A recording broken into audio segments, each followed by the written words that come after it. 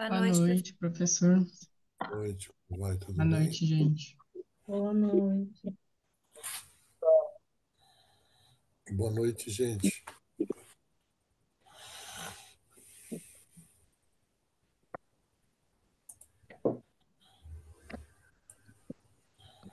Eu estou tentando compartilhar aqui o slide e aí logo agora a Microsoft pede para autenticar a conta. Só que eu não sei quem.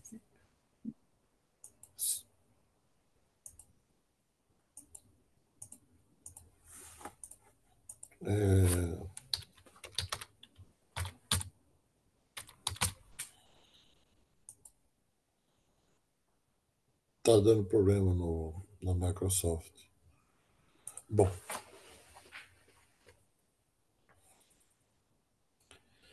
nós temos essa aula e mais a semana que vem, e aí na outra a gente encerra, né? Passa rápido o semestre. E eu fiquei me perguntando aqui, acho que vou fazer uma pergunta antes de começar a dar aula, né? Que impacto o contato da obra de Jung está tendo sobre você e sua prática profissional?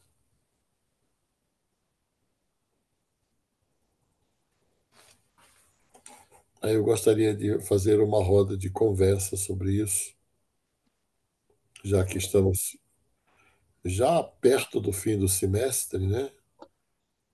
Vocês estão em contato aí com a obra do Jung, alguns há mais tempo, outros há menos tempo. Eu queria que vocês destacassem pelo menos um aspecto do contato com a obra de Jung que impactou você de alguma forma na sua vida e ou no seu trabalho. Pode começar? Claro, Laura. Eu acho que é o processo de integração que o Jung ele consegue fazer em várias áreas de conhecimento, e também dialogar, né, não só com a psicanálise, mas com outras linhas terapêuticas, desenvolvendo, né, a sua própria terapêutica, para mim é de uma riqueza muito grande. Ele não fica fechado, né, assim como Freud ficou e mais numa vertente voltada para o inconsciente, né? Ele se expande para outras leituras, e eu acho que é justamente essa integração de conhecimentos múltiplos que possibilita uma individuação mais profunda e mais integral, né? Então, essa é uma coisa que eu admiro muito e que tem me impactado e que tem, inclusive, me feito pensar se não vale a pena fazer uma pós na área de neurociência, investir em outros campos de conhecimento também, porque ele mergulhou nisso, né, também. É, Então, para mim, esse é vale o a pena, grande ganho. mas vale a pena fazer. Eu acho que dialogar, boa noite, Gisele, dialogar com a neurociência, já tendo uma base teórica, é muito importante, né? Se não tiver, fica mais difícil, porque a neurociência é muito reducionista. Mas é isso mesmo. Eu acho que uma das palavras-chave da teoria junguiana é integração. É tanto que na clínica a gente não trabalha com ou, é com e. Não é isso ou aquilo, é isso e aquilo, né? Esse é um grande diferencial, porque as pessoas às vezes, eles, como a gente viu numa das aulas, né? Na aula passada, a influência maniqueísta é muito forte, e o Jung supera isso, substituindo o ou por e. A pessoa fala assim: ah, mas eu posso, eu trabalho nisso, mas eu gostaria de trabalhar naquilo, eu vou largar isso para fazer aquilo. Ele fala: não, peraí, você pode fazer isso e aquilo até quando der. Depois, se uma coisa superpor a outra, você deixa, se não, faz as duas, né? Tem gente que fala assim: ah, às vezes eu sou muito bom, às vezes eu sou muito mal. Bom, você é as duas coisas. Então, isso acho que gera um equilíbrio, né? Mas obrigado, eu gostaria de ouvir mais pessoas. Professor, boa noite. Boa Eu noite. ainda não atendo, mas eu acho muito interessante ele ter uma visão ampla sobre as expressões, né? As expressões na arte, por exemplo. Pintura, a música, várias coisas que a gente hoje, assim, que é uma abordagem, né, um meio para estar também abordando melhor as pessoas, os pacientes, né, e trilhar esse Hum, perfil, né, assim, a gente capta muito pelos detalhes, né, pela essência da pessoa.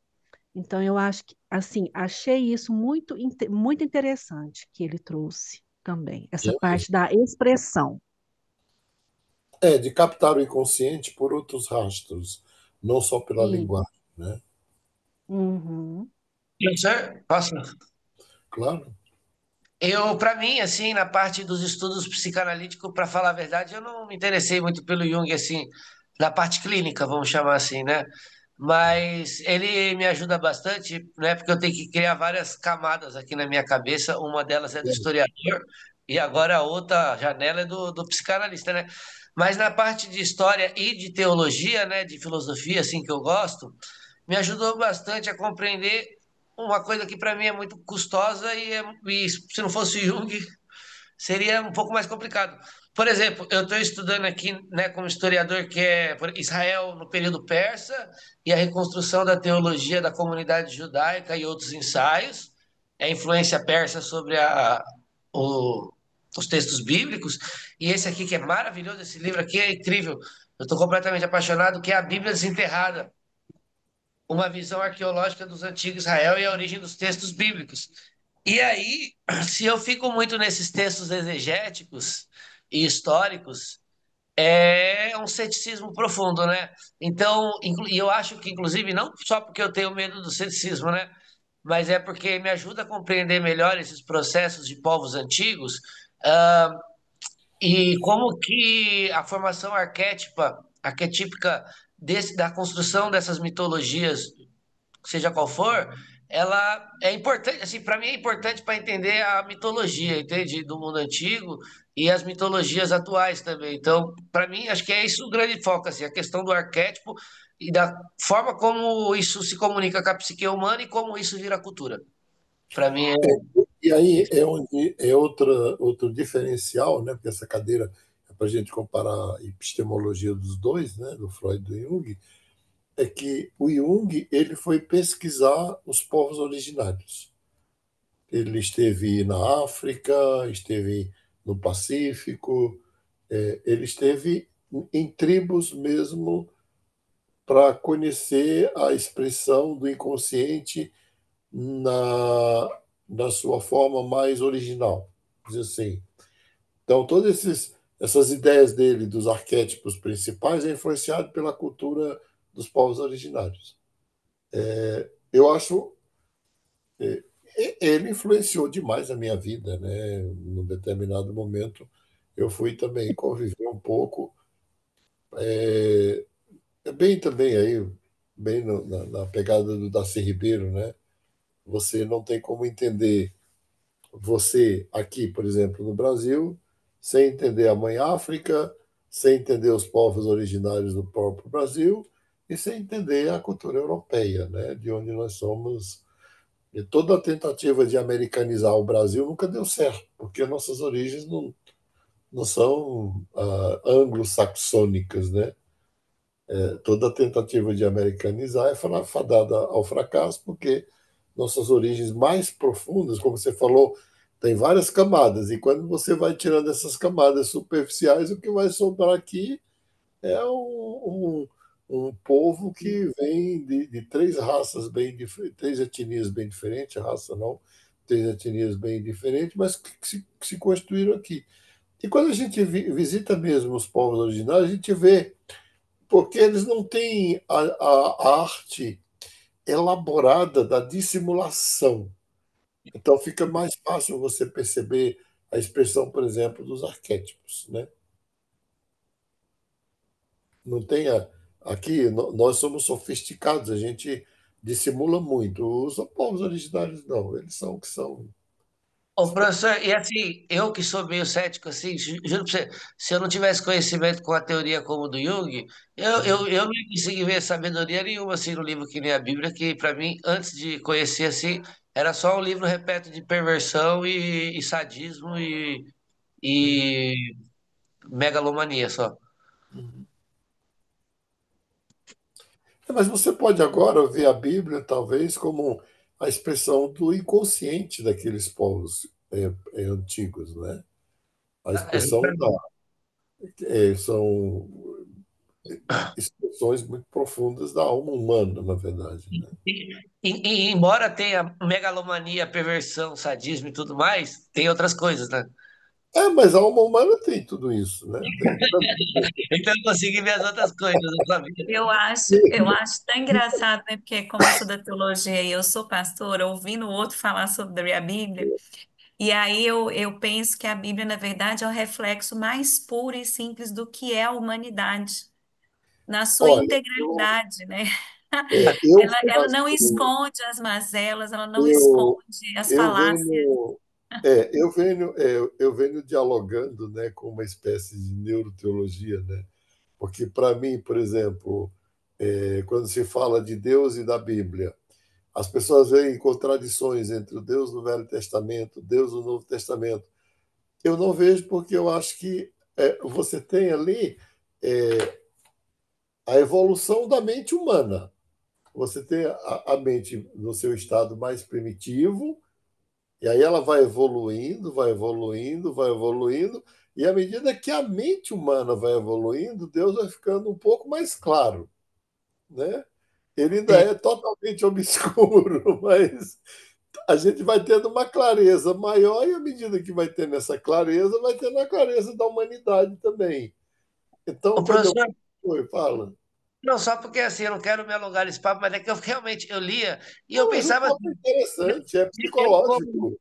Eu, como historiador e exegeta, eu li a Bíblia tal como eu lia qualquer outro livro antigo, né? E eu li a Bíblia, o que que eu pensava? É um livro feito por sacerdotes pós-cativeiro da Babilônia para controlar os camponeses e oprimir a religião popular. Era para isso. E era para isso, de fato. É um livro político do reino de Judá para inventar a história que o reino de Israel sempre tiveram mesmo ancestral e blá blá blá blá blá blá blá blá, que historicamente não bate com a arqueologia, né? E aí eu vi, é um livro de manipulação, e é também, mas ele contém uma sabedoria, porque assim, nós, modernos, dificilmente entendemos a cabeça de um sujeito do tempo antigo, entende? E se a gente olhar com a nossa cabeça, de fato, é só uma manipulação política. Embora haja essa manipulação política, porque o texto serve para isso, é um texto de mitologia nacional, é, contém uma coisa que o homem antigo tinha que a gente não tinha, né? Que é esse contato com o arquétipo. Assim, eu não sei explicar direito, eu estou tentando É, entender. a questão, né, para melhorar aí a sua leitura e a sua exegese, é que você tem o texto bíblico, assim como todos os textos sagrados como que se tem notícia, são textos orientais. Então, esse é o primeiro ponto que eu acho que fica difícil. O que você tem, eu concordo em parte com a tua afirmação, se você disser que tem uma apropriação ocidental do texto sagrado e uma interpretação ocidental do texto sagrado. Aí eu concordo. Mas eu pessoalmente acho difícil, né, para nós, e Jung diz isso também, quando ele trata não só da Bíblia, mas de textos orientais, para a gente entender o texto sagrado oriental, seja a Bíblia, seja os Vedas, os Brahmanes, porque tem uma perspectiva interna do homem muito diferente da nossa. Então, não tem como você entender, por exemplo, o Sermão do Monte com as categorias da filosofia grega, né? E a gente fez isso. Aí é outra discussão, né, mano? Eu não gosto de teologia sistemática exatamente por isso, porque eu acho que a teologia sistemática ela exagera na leitura ocidental do texto sagrado, mas é outra discussão. Mas é bom essas suas provocações que faz a gente pensar, viu? Mas mais alguém quer falar alguma coisa aí do contato com o Jung? Pois não? Eu, professor. Bom, o primeiro livro que eu tive contato do Jung foi O Homem e Seus Símbolos, né? Então, um livro para mim, né, que estava começando, foi um pouquinho complicadinho, porque é um livro de um Jung mais maduro, vamos dizer assim, né? E isso que o livro foi feito diz que de uma linguagem mais acessível, né, para fora da comunidade acadêmica. mas me despertou uma curiosidade, principalmente pela simbologia que eu não conhecia. E assim, entender sobre simbologia mudou completamente minha percepção, principalmente da questão do entendimento da Bíblia. Eu, como fui criada na religião católica, depois eu mudei para protestante, né, na presbiteriana independente, eu sempre tive muita dificuldade de compreender a Bíblia, né? Então, depois de ter estudado simbologia, hoje eu consigo compreender de um outro lugar, né? De um lugar assim não tão literal e não tão nesse medo, nessa submissão cega, né? Então, hoje eu consigo olhar, compreender de um lugar assim mais de amor mesmo de uma certa inteireza do nosso ser, vamos dizer assim, né? Eu comecei pela sombra, então, assim, ter conhecimento sobre a sombra realmente trouxe respostas, principalmente para o meu trabalho, que é trabalho de orientação profissional, desenvolvimento pessoal. Então, com relação a sabotadores, que é uma das coisas que sempre vem nos atendimentos, né? Ter conhecimento sobre a sombra mudou completamente esse trabalho, né? Trazer essa integração, trazer esse né? Que você falou, eu uso muito isso também, não é o ou, é o não é uma coisa e outra, né? Então é trabalhar com os dois, acolhendo, integrando, lidando, né? Deixando o vinho, olhando, não simplesmente reprimindo ou não dando ouvidos para o que aquilo vem a dizer, está querendo dizer, né? E, né, para encerrar, professor, os arquétipos, né, principalmente aqueles do feminino, né, Lilith, Star, Inanna, as deusas gregas. Então, assim, estudar sobre o feminino a partir desse olhar dos arquétipos trouxe uma cura profunda. Para mim, que vem de uma família onde as mulheres são muito masculinizadas, né? Estão muito nessa energia do fazer, fazer, né? Então, realmente, ter compreensão desse lugar de desaceleração, de ciclo, de olhar para dentro, né? De que a criatividade é uma expressão do feminino. O gestar não é só a gestação de filhos, mas de sonhos, projetos.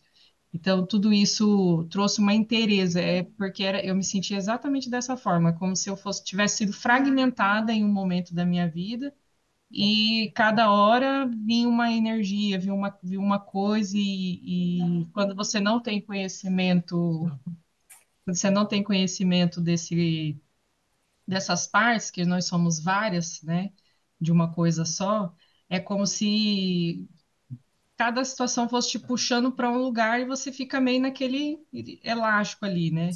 Sim. Então, para mim ficou tranquilo agora de compreender que tudo isso é parte de uma única coisa e que a gente pode, horas, estar mais no fazer e horas estar mais no ser e que está tudo bem, né? Que a gente não tem só uma faceta dentro da gente, que a gente tem essas energias auxiliares, né? Que lá nos tipos psicológicos traz bastante também essa questão das funções principais e auxiliares.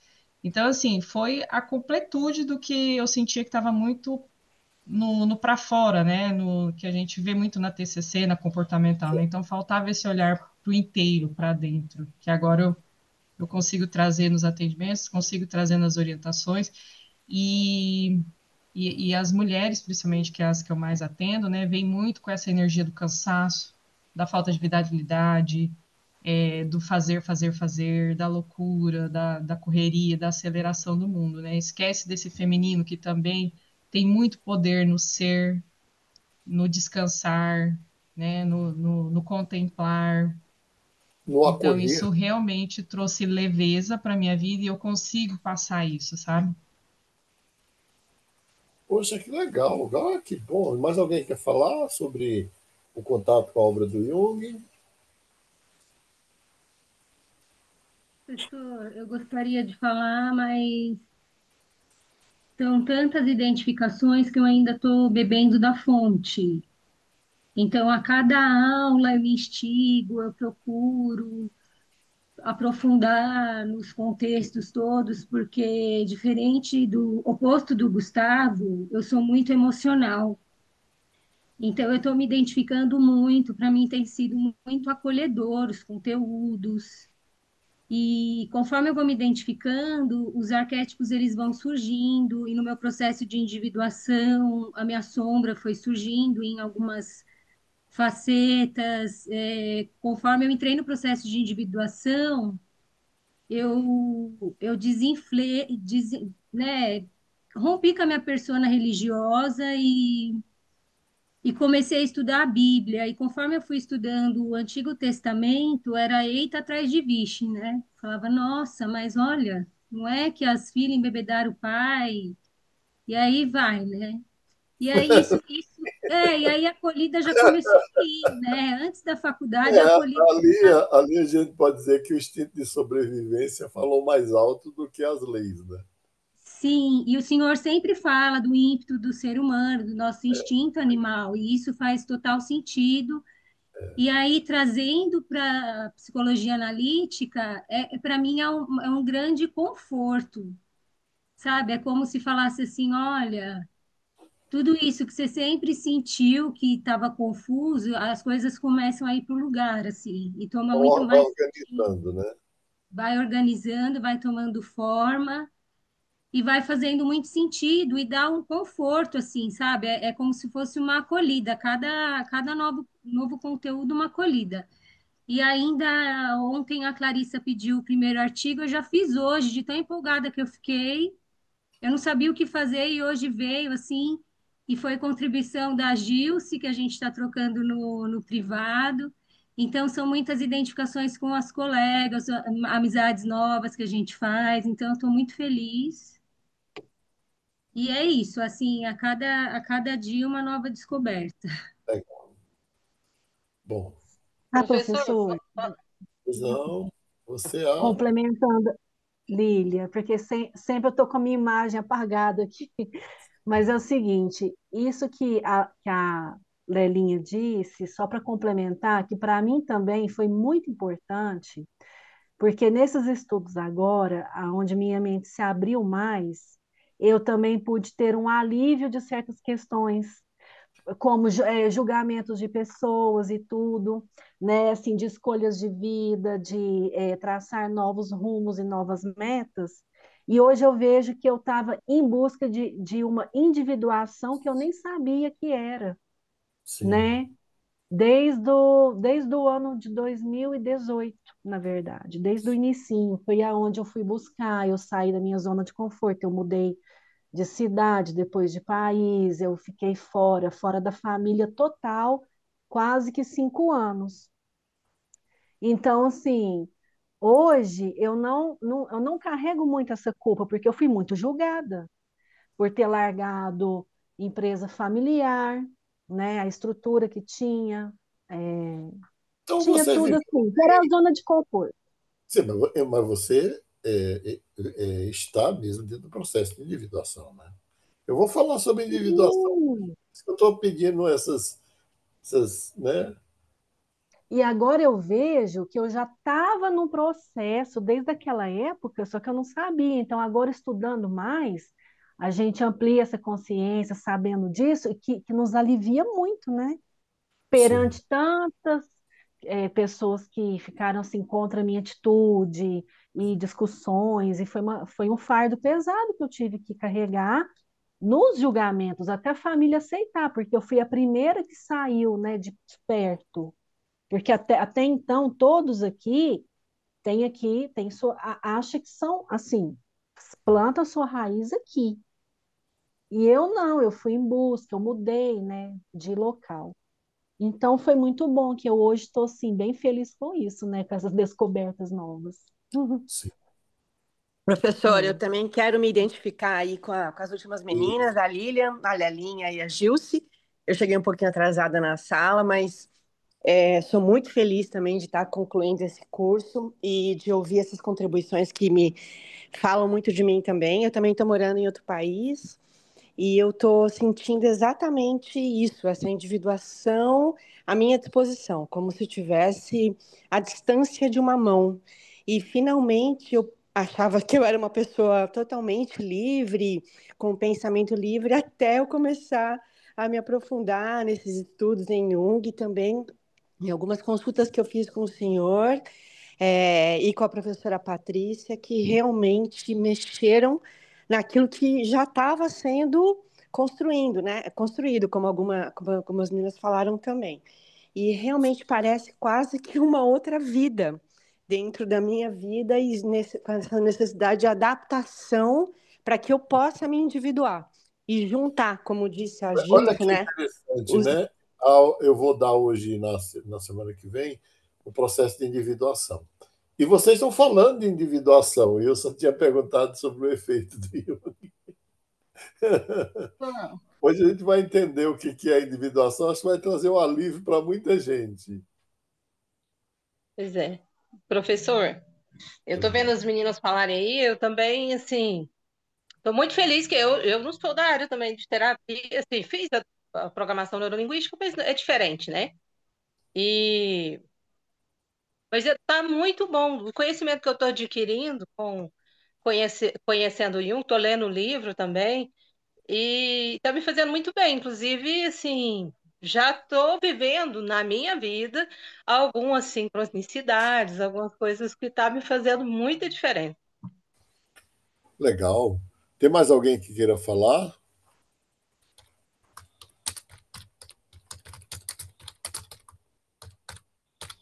Eu ia fazer um pedido para o professor não encerrar o semestre sem explicar também sobre sincronicidade, porque Sim, opa, foi bom.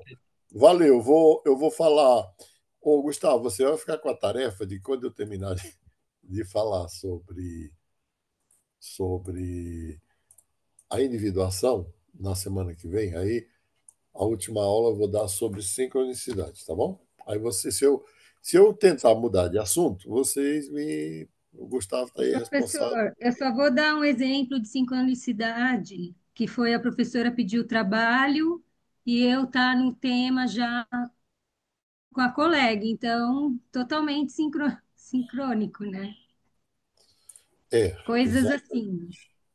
exemplos eu conheço. Eu quero entender o conceito bem definido mesmo. Só definir como qualquer outro conceito, como banana ou manga. Bom, eu quero sugerir para vocês, mulheres, a obra Mulheres que Correm com os Lobos. Acho que vocês estão bem no momento. Eu tô na metade, professora, é meu livro de cabeceira. Então, vocês estão bem no momento de ler essa obra, não é? Que eu acho que é uma obra que dá uma referência sobre a jornada da mulher, né? Tem essa que dá, essa que é atual, né?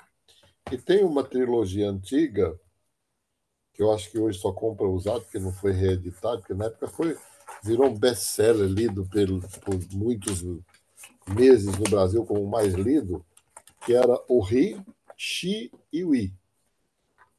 Ri, Xi e Wi. Eu tenho essa obra, é maravilhosa, professor. Isso, é maravilhosa, especialmente o Xi, né, que trata, é uma obra rara, que trata, assim como Mulheres que Correm com os Lobos, que trata da jornada da mulher, que é diferente da jornada do homem, né? E eu acho que essa, todas essas mudanças que a discussão de gênero trouxe, para mim, elas são muito superficiais. Para mim, você só pode falar em mudança em termos de gênero humano depois de séculos. Não é uma geração, 10 anos, 20 anos, 30 anos que muda as camadas mais profundas da psique humana, né? Tanto que a gente vê, não vou entrar nisso porque não é o objetivo da minha aula, mas a gente vê, por exemplo, nos próprios gêneros novos, a reprodução do estereótipo masculino e feminino, às vezes até naquilo que ele tem de pior, né? E não no que tem de melhor. Mas vamos lá, individuação. Esse conceito de individuação, Jung ele tirou com toda certeza estudando os grandes místicos da humanidade. quem, quando você pega o modelo de individuação junguiana e o modelo que eu chamo de modelo da via mística, seja do próprio Abraão, que fundou o judaísmo, ou Moisés, que fundou o judaísmo, alguns acham que o Abraão, outros acham que foi Moisés, acho que talvez os dois, né? Do próprio Jesus Cristo, do próprio Maomé, do Buda, São Francisco de Assis, Teresa d'Ávila. E quando eu fiz doutorado em ciência da religião, eu tive o privilégio de estudar, né, toda essa jornada desses grandes místicos. E aí, eu é que fiz essa relação entre o caminho da individuação do Jung com o caminho da via mística dos grandes místicos, místicos no bom sentido, né? Eu não estou falando de místicos no sentido de misticismo, estou falando de místico desses homens e mulheres que contribuíram de forma significativa, cada um a seu modo, para a evolução, o desenvolvimento da alma humana, né? Da psique humana. Então, qual é o modelo? E aí, quem me deu uma chave para compreender bem isso daí foi Michel Foucault. Michel Foucault fala que a formação do médico, a formação do analista, no caso de vocês ou de nós, é baseada no modelo da formação do xamã. E aí eu vou dizer também que o modelo de individuação junguiano é baseado no modelo da formação do xamã. Eu tive o privilégio de conviver com xamãs, né? Já convivi com xamã, eu vou colocar todos, para mim, todo sacerdote é um xamã, tá bom? Então, eu já convivi com xamãs judaicos, católicos, protestantes, budistas, xamãs do candomblé, da umbanda, da quimbanda, xamãs dos encantados, da religião de Pena e Maracá, né? Até porque tem uma coisa que eu preciso dizer, minha mãe era xamã, então era xamã mesmo, dos povos originários, filha de Índia e xamã, né? Fazia os rituais todos, enfim. E quando eu era criança, eu olhava aquilo e eu não acreditava em nada daquilo, né? E ela sabia que eu não acreditava, né? E isso era um ponto muito interessante, porque ela respeitava que eu não acreditava, ela nunca me impôs ou nunca me ameaçou com nada de que eu poderia ser punido por não acreditar. Eu achava ele engraçado, muito engraçado, né? Depois eu fui, talvez por causa dessa mãe tão poderosa, né, sobre mim, né, que é realmente a minha mãe e minhas avós têm um poder imenso, mas a minha mãe mais ainda, é que eu fui depois toda a minha relação com a religião, embora eu tenha feito essa relação, tentado fazer essa organização minha pelo protestantismo histórico calvinista, mas eu acho que eu sou muito mais ligado à espiritualidade e à central da minha mãe, da minha avó, do que qualquer outra pessoa. E como é que o xamã é formado?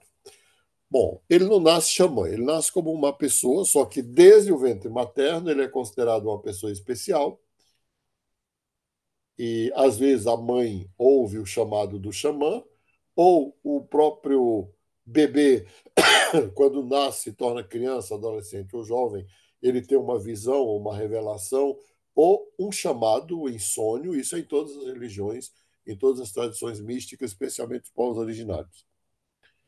E aí, quando chega na fase da juventude, então, ele é então convocado pelo chefe dos xamãs, vamos dizer assim, o sumo sacerdote da tribo, para ser iniciado, né, nos ritos e também nos mitos, na tradição e também nas ervas e nas possibilidades que a natureza oferece de cura, seja do espírito, seja da alma, seja da mente. E aí, depois de passar por um processo que geralmente varia, mas em geral são 3 anos convivendo com o xamã, chefe, né? Ele então é abandonado, sozinho, no meio da floresta. abandonado sozinho, no caso dos esquimós, abandonado sozinho no meio do gelo, só com a pele para cobrir o corpo e uma faca para sobreviver, ou um arco e uma flecha, ou uma lança, enfim. E aí ele mergulha na mais profunda e sombria, na noite escura da alma, né?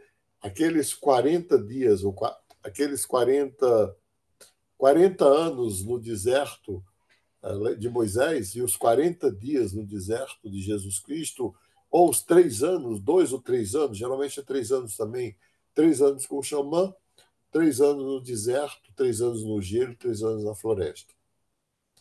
Eu não sei se vocês já estudaram isso, mas quando você é privado sensorialmente da presença de outro ser humano, a cabeça entra em parafuso. A mente pira. A gente não percebe, mas esse ser humano ele está presente na gente até muito mais pela ausência do que pela presença. A gente chega em casa e já vai ligando rádio, televisão, celular, tudo que a gente quer é ter alguém com quem quer ouvir alguém ou quer falar com alguém. Aí tu imagina, eu conversei com um grande sacerdote protestante, Wurmbrand, que passou 14 anos preso nas prisões da Sibéria, né?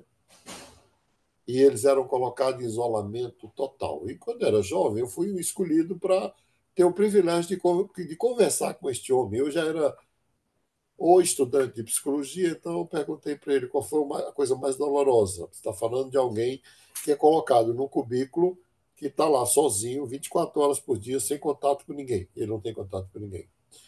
Ele fala, Márcio, a maioria das pessoas enlouquecem depois do terceiro mês. E aí, esse homem, essa mulher que é colocado, que tem mulheres xamãs também, no puro isolamento da vida, lá sozinho e tal, ele tem que enfrentar exatamente todos os medos externos de feras, de bichos, de tudo, mas o que é pior, todos os medos internos. Não só os demônios objetivados nas criaturas, mas os demônios subjetivados na própria criatura que é ele. Se ele sobreviver e voltar inteiro, aí ele é ordenado xamã. Faz aquele grande ritual, aquela festa maravilhosa, e ele vai ter não só os privilégios, mas também os tabus e todos os poderes, enfim. O que isso tem a ver com o processo de individuação? Né? Aí é por isso que eu estou aqui falando do processo de individuação. Eu estou na fase, né, assim, que eu sempre lembro de filhos, até porque eu tenho uma relação maravilhosa com os filhos, maravilhosa mesmo.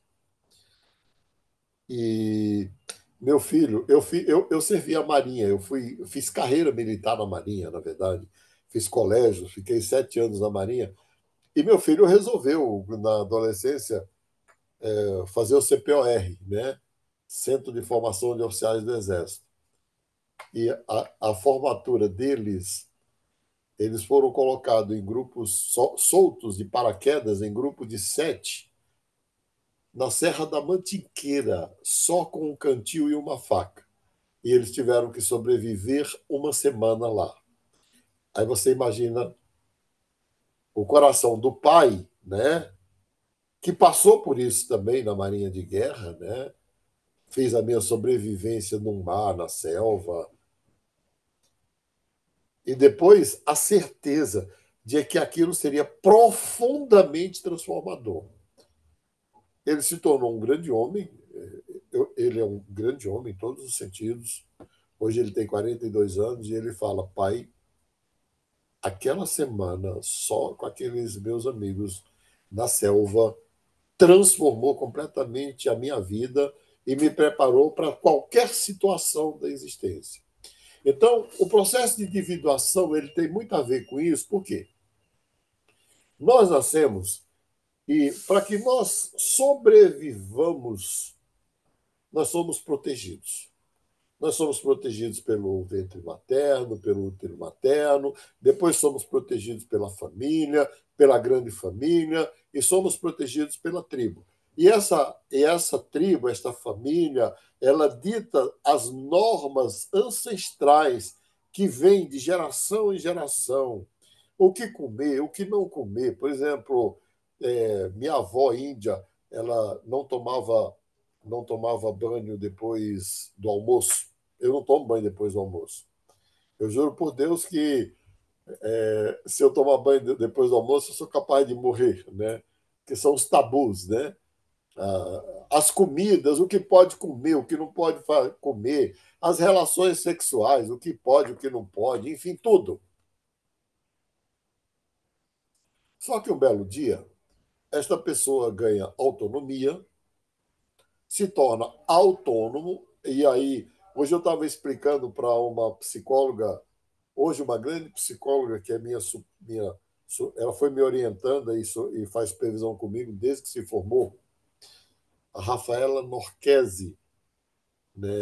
E aí ela falou assim, que hoje a minha supervisão com ela é mais um diálogo, né? Ela falou assim, lembra, você me falou uma coisa há muitos anos lá na universidade que tem alguma coisa que nos torna humano. Você ainda lembra, professor? Foi claro, eu não vou esquecer disso nunca. Você pode lembrar para mim que eu quero anotar. Falei, o que nos torna humano é a autodeterminação. Então, um belo dia, a gente percebe que toda aquela proteção tem um preço, que se você viver mergulhado naquela proteção é o melhor dos mundos, mas você também não vai ser você mesma, não vai ser você mesmo, você também não vai poder gozar desse monstro chamado autodeterminação. E aí, para poder você encontrar, primeiro que é uma luta terrível para você se encontrar sua própria identidade. Aí por isso que as meninas enfrentam as mães, e enfrentam mesmo, são enfrentamentos violentos. Por quê? Mãe e menina é igual. E a menina, em algum momento, ela precisa dizer que ela não é igual à mãe. Porque senão ela vai ser devorada pela mãe, que é pura natureza, e ela também é pura natureza, né? Com todo respeito às mulheres. Natureza com natureza não se diferencia, não se torna alguém, né? E aí é o enfrentamento, né? Eu lembro que a minha filha mais velha falava assim, com 12, ela é psicóloga, e ela falava assim com 12 anos, com tanta mulher no mundo, você foi casar logo com esta mulher, que é a mãe dela, né? Hoje ela dá risada, ela fala, mãe, ela hoje tem 45 anos, ela fala, mãe, você me perdoa das besteiras que eu falava? A Marta fala, não, eu entendia, minha filha, eu sabia que você precisava ser você mesmo. Mas para alguns não basta só esses enfrentamentos intrafamiliares. Ele precisa ir, sair e ir. E aí, geralmente, esse ir pode ser para outro país, para outro estado, casar com alguém que a família realmente não quer, né? Aí tem aquelas histórias maravilhosas, né, de pessoas que fugiam para casar, enfim, porque não aceita ficar dentro da tribo. E aí tem que ter um momento de rompimento e esta ida em busca de si mesmo. Na verdade, esta ida é uma ida em busca de si mesmo. Quando eu leio a Bíblia Sagrada, ali tem muitas histórias de individuação, mas tem uma história, a de Moisés, mas Moisés é um gigante, né, criado pela cultura judaica, não serve muito para nós humanos. Para mim, o melhor exemplo de individuação da Bíblia, que infelizmente a religião não consegue ler de forma correta, é a parábola do filho pródigo.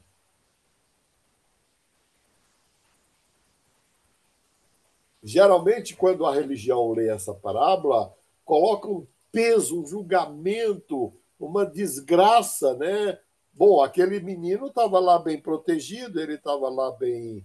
E aí ele resolve romper com tudo e ele vai embora. Aí colocam o peso em que ele teve que comer comida de animais, de porcos, de bicho, enfim. Mas o que ficou em casa, né? Um resolveu ficar em casa porque estava protegido. Mas o que vai, diz lá, caindo em si. Eu acho que o processo de individuação ele nos leva exatamente a uma tomada de consciência que muitas vezes é muito dolorosa. Ô, professor, em qual passagem que Alguém localiza para ele, para mim, por gentileza, para eu não perder aqui o eu localizei? Lucas Eu não sei. 15. Lucas, Lucas. tá, Lucas 15, tá, no obrigado. capítulo 15.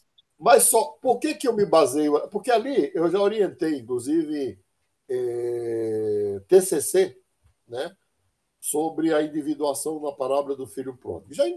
Já orientei em outros também, mas ali está perfeito. Ele cai em si. Bom, cair em si é exatamente assumir exatamente a dor de estar vivo, mas também a responsabilidade de estar vivo, né? E rompe momentaneamente, é necessário romper com os valores tribais. Quando eu examino a minha própria jornada, não foi à toa que meu pai era protestante e minha mãe era xamã. Eu optei pela religião do pai, para tentar, de alguma forma, me proteger da religião da mãe. Mas o que prevaleceu em mim foi a religião da mãe. Mas era necessário fazer isso. Você entende? Esses rompimentos, vamos lá, esses conflitos que a adolescência gera, os rompimentos que a adolescência gera, que a juventude gera, são extremamente necessários para constituir o sujeito. Ô, A professor, transgressão. não, é porque me lembrou uma história assim, vou tentar ser o mais rápido possível. Eu fui num curso de bambu há pouco tempo, de bioconstrução, e aí estava conversando lá uma hora e tinha uma menina que ela começou a se queixar bastante, ela já era acabada de se formar em arquitetura. E ela falou assim para mim: Nossa, é mó difícil lá na minha casa, que é testemunha de Jeová, sei lá, alguma coisa assim, bem rígida, e minha mãe não deixa eu sair, né, e tal, todo esse processo de individuação, e como é difícil para mim.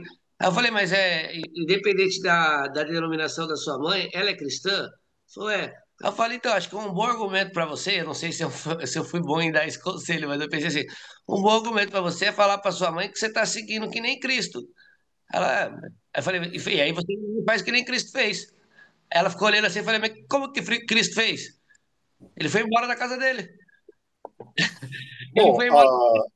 E todo modelo, E todo todo modelo. Pedro abandonou o pai. E não sei quem é o pescador, vai abandonando. Então eu acho que ele passava, ele resolveu o Édipo rapidinho, assim. Há um momento em que é necessário romper com a lei do pai, com a lei da mãe, com a religião do pai, com a religião da mãe, com a compreensão da vida, com a cosmovisão de todos eles, para você encontrar a sua mesma. Mesmo que, quando você encontra a sua mesma, você vai ver que não avançou muito. Você não foi muito longe. É tanto que, quando eu já tinha feito teologia, já tinha feito. Quando eu na formatura de psicologia, cada um tinha que escolher uma música para tocar na hora que chamasse o nome. Naquela época as turmas eram muito pequenas, né? Estou falando aí de 45 anos atrás. E adivinha que música que eu escolhi para tocar quando chamaram o meu nome? Apesar do que somos e vivemos, ainda somos como nossos pais.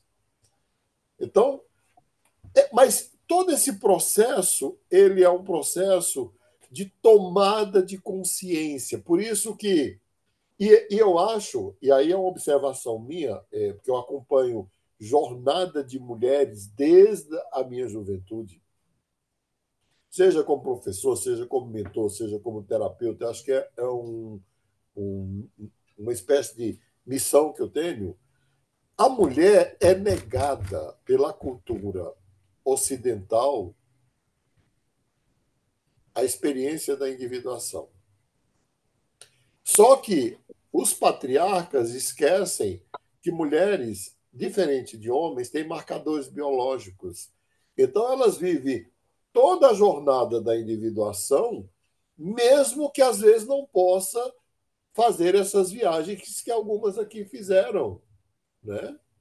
Assim, o parto, por exemplo, a gravidez e o parto. O homem ele nunca vai entender o que está acontecendo ali. Não tem como. Ele não tem, ele vai, ele vai assistir essa coisa tão bonitinha, né? Nós estamos grávidos. Que homem não fica grávido, coisa nenhuma, né? Mulher fica Hum. grávida. Mas nós demos à luz ao filho. Que é isso? Isso é uma coisa feminina. E isso tem um impacto tremendo na própria psique da mulher. A primeira menstruação, o ritual da primeira relação sexual, o ritual da gravidez e do parto para a mulher, muitas vezes, por exemplo, eu acho que o parto equivale para algumas mulheres, ou para a maioria, aquele ritual do xamã de ficar sozinho, porque ela vai ter que enfrentar sozinha todos os riscos, todas as dores, todo o sofrimento daquele ato que ela escolheu ter e ela escolheu quando escolhe ter. Eu acho Professor, que foi. faz todo sentido isso que você está falando. Para mim, o puerpério foi muito marcante. É Exato. um antes e depois, né? Hoje eu sei que é a mudança de arquétipo, né? Da donzela para a regente, que esse choro do puerpério é um choro de luto, né? E ele é meio inconsciente mesmo. Então, mesmo eu não tendo conhecimento na época, a gente vive essa marcação mesmo. Vive, vive, vive. Mas hoje as mulheres que estão muito mais ligadas, identificadas com o mito de Lilith, elas realmente vão à luta e rompem mesmo. E vai, eu quero ir, né? Eu quero. Vai para o exterior, vai para outro país, casa com uma pessoa de outro país, casa com alguém de outro estado. Especialmente hoje com a internet, com tudo, né? Muda de religião, muda, enfim. Só que o filho pródigo, em algum momento, ele cai em si e ele resolve voltar. Por que a minha leitura junguiana, eu acho que ela é bem diferente da teológica? Porque o pessoal coloca a, a- o rompimento temporário do filho pródigo com a família como negativo. Eu acho que não. Eu acho que foi uma queda para cima. Tanto é que ele é o único que toma consciência de si mesmo e é o único que amadurece emocionalmente e é o único que está pronto para vir e assumir o legado do pai. O outro continua menino, fica menino em casa, protegido, ciumento, invejoso, birrento, né? Enfim. Então, Jung diz que esse processo é natural, mas que em algum momento esse sujeito que se afasta tanto da sua própria família, da sua própria comunidade, da sua própria tribo, em algum momento ele tem que se reinserir no contexto desta comunidade, agora para devolver aquilo que a comunidade lhe deu, que lhe possibilitou chegar até ali. Eu acho isso maravilhoso, por isso que eu acho que ele tirou isso dos grandes místicos, porque é uma visão dos grandes místicos, a visão da generosidade, não é? E a gente vê isso quando a gente tem o privilégio de ver os filhos chegarem, por exemplo, na idade que os meus chegaram. Eles estão vendo exatamente esse momento, que é o momento da generosidade com os pais. Mas é uma generosidade que a gente fica assim, nossa, não imaginava que eu ia viver isso, né? Aquela coisa de eles têm a vida deles, eles seguiram o caminho deles, né? E eu estou vivendo isso de uma forma muito extraordinária, muito bonita, né? Então imagina. E aí volta e fala assim, olha, mas como coisas muito simples, né? Fala assim, você quer que eu te pegue aqui para te levar no médico? Não, eu ainda não preciso disso. Mas você vê que não é uma coisa imposta, é que eles sentem que precisa devolver alguma coisa, né? O professor, eu tô Oi. com 47, minha mãe tá com 81. E eu tenho uma filha de 26 que está na individuação, e aí eu fico naquela De vez em quando ela pede umas desculpas, ela tá conquistando as coisas dela, já é graduada. E a minha mãe, eu pego um dia da semana e vou para casa dela para fazer companhia, só pelo prazer de estar com ela. E às vezes ela está passando mal de labirintite, professora. Eu falo assim: vamos jogar um buraquinho? Ela para a tontura na hora, pega a toalha da Claro, mesa e o baralho. claro, é claro. Então, este retorno, por exemplo, pode ser feito, por exemplo, em termos de contribuição para o crescimento da comunidade, da sociedade, né? É um retorno diferente. E é um É um retorno que. afeto, é um Oi? afeto, é um Sim, afeto. Você está ali por é um amor, né? retorno que você já não julga mais. Você. Eles, quando você rompe, momentaneamente, eles parece que estava tudo errado. Aí depois você fala assim, gente, foi graças ao tudo errado que eu cheguei até aqui. Então, professor, daí tá uma coisa, que eu tenho um dilema com isso. É Sim. isso aí mesmo, coisas erradas. É, Eu sei que a minha evolução até qual porcentagem foi. Aí a minha mãe pega e fala o seguinte: mas aí depois volta, né? Tipo assim, ai, me ajuda e tal, correndo pro colo. Aí, só que ela não vê o lado positivo disso, porque eu falo assim, mãe, nós temos nosso processo, nossa busca, agora eu entendo muita coisa. Eu explico isso para ela. Ela sim. fala assim, mas e depois vem e a gente que sofre as consequências, os problemas, Mas porque às vezes nem aí toda volta é tão assim bonitinho, né? mas eu acho que tem que dar um desconto, porque as mães são dramáticas, especialmente as mães latinas, né? São É, dramáticas, fazem ela não quer chantagem reconhecer o meu emocional, lado, porque Lígia, dizem que choram. Eu e acho deixa elas tão.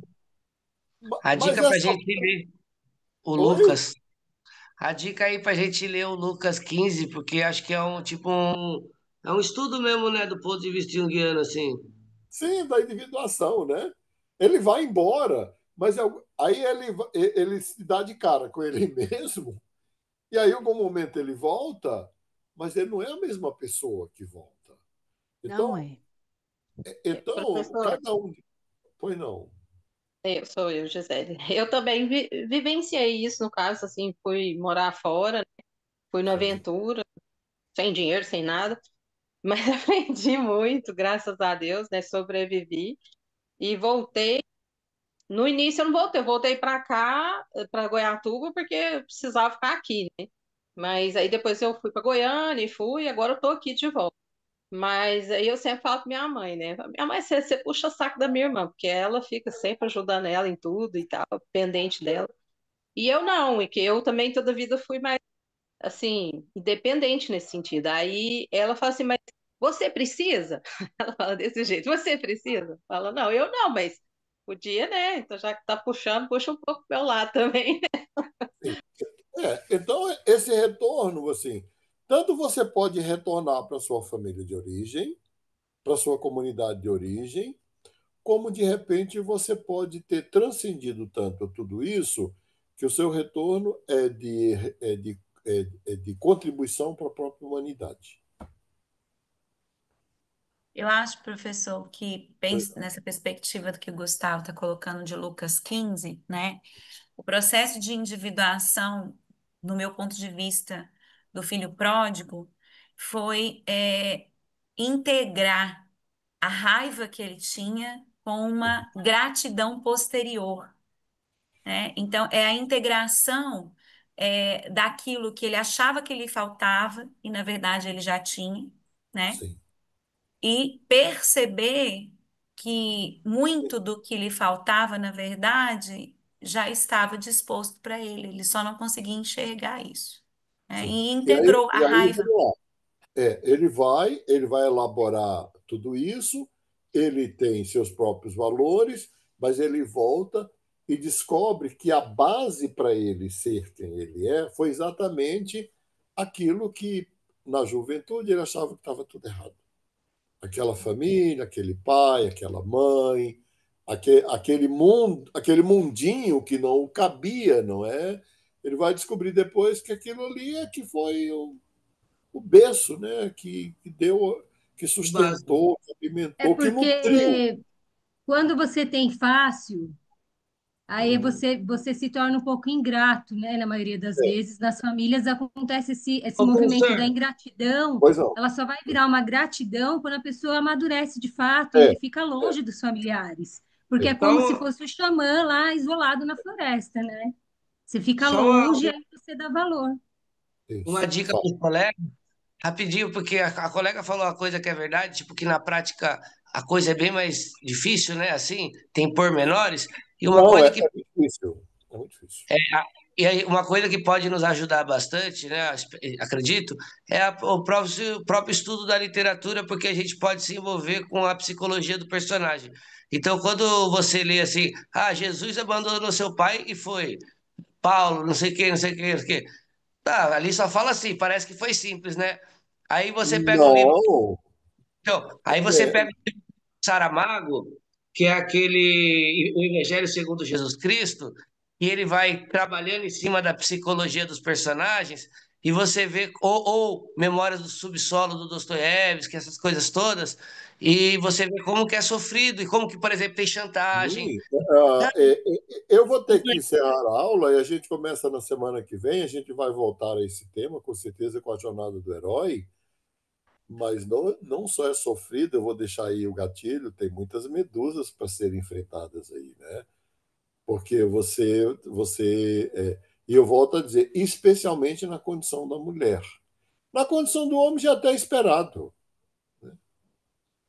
já está esperado. Agora, na condição da mulher, romper com os ídolos da tribo, né, lá do Augusto Conte, é difícil para ela, porque as próprias mulheres fazem barreira.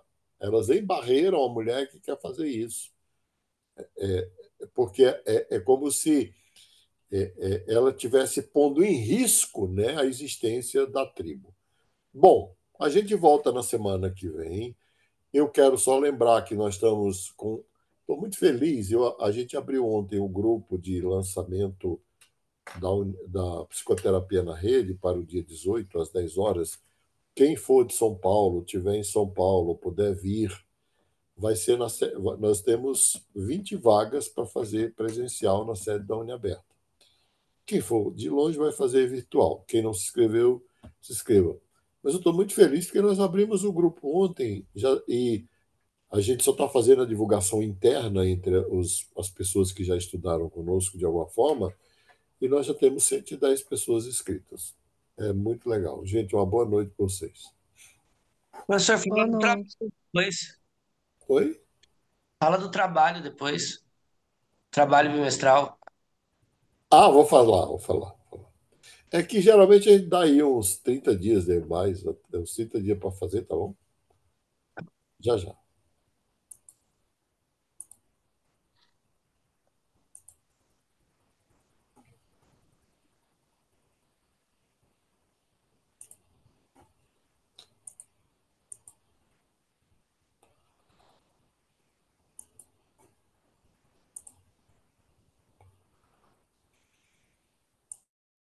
Obrigada, professor. Até mais.